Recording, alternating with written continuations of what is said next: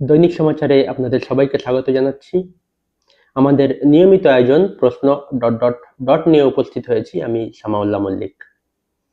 আজ থেকে দেশ জুড়ে কার্যকর হয়েছে জিএসটি 2.0। প্রধানমন্ত্রী নরেন্দ্র মোদীর দাবি এটি দেশবাসীর জন্য নবরাত্রি ও দুর্গাপুজোর উপহার। তিনি বলেছেন এই নতুন কর ব্যবস্থা ভারতীয় অর্থনীতিকে গতি দেবে এবং আত্মনির্ভর ভারত ও মেক ইন ইন্ডিয়াকে আরো শক্তিশালী করবে।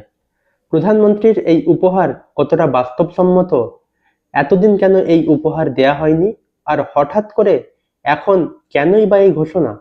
চলুন এই বিষয়গুলো নিয়েই আলোচনা করা যাক। প্রধানমন্ত্রী যে নতুন জিএসটি 2.0 কে উপহার বলছেন তার পিছনে বেশ কিছু প্রশ্ন থেকেই যায়।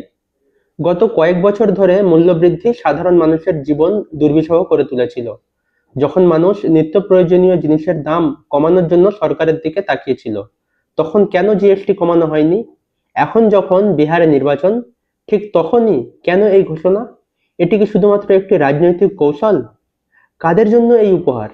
জেনেটিক ও রেয়ার ডিজিজের চিকিৎসার ওষুধের উপর কর কমানো হয়েছে, এটি অবশ্যই একটি ভালো পদক্ষেপ। কিন্তু এই ওষুধগুলো কি দেশের সংখ্যাগরিষ্ঠ মানুষ ব্যবহার করে? সাধারণ মানুষের নিত্য প্রয়োজনীয় ওষুধের দাম কতটা কমছে সে বিষয়ে প্রশ্ন থেকেই যায়। ছোট গাড়ির জিএসটি 18% করা হয়েছে, কিন্তু পেট্রোল ডিজেলের দাম তো আকাশ ছোঁয়া। এই অবস্থায় গাড়ির দাম কিছুটা কমলেও কি সাধারণ মানুষ গাড়ি কিনতে আগ্রহী হবে? দুচাকার গাড়ির ক্ষেত্রেও একই প্রশ্ন। সাবান, শ্যাম্পু, টুথপেস্টের জিএসটি 5% করা হয়েছে।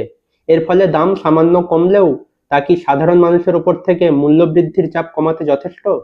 প্রধানমন্ত্রী এই নতুন কর ব্যবস্থাকে জিএসটি বাঁচাও উৎসব বলেছেন, কিন্তু উৎসবের কারণ কি? এই উৎসব কি সাধারণ মানুষকে দুর্দশা থেকে বাঁচানোর জন্য, নাকি রাজনৈতিক ফায়দা লোটার জন্য? জিএসটি 2.0 কে প্রধানমন্ত্রী স্বদেশি পণ্য কেনার আহ্বান জানানোর সঙ্গে যুক্ত করেছেন। তিনি বলেছেন দেশীয় শিল্প আরো শক্তিশালী হবে। কিন্তু প্রশ্ন হলো, বিদেশি পণ্যগুলোর দাম কি কমবে না?